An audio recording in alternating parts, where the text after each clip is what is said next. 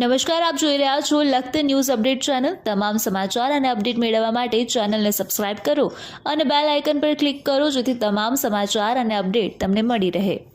સુરનગર જિલ્લા કાર્યાલય નમો કમલમ ખાતે લાભાર્થી સંપર્ક અભિયાન અંતર્ગત લોકસભાની કાર્યશાળાનું આયોજન કરવામાં આવ્યું, જેમાં સુરનગર જિલ્લાના ભારતીય જનતા પાર્ટીના કાર્યકર્તાઓ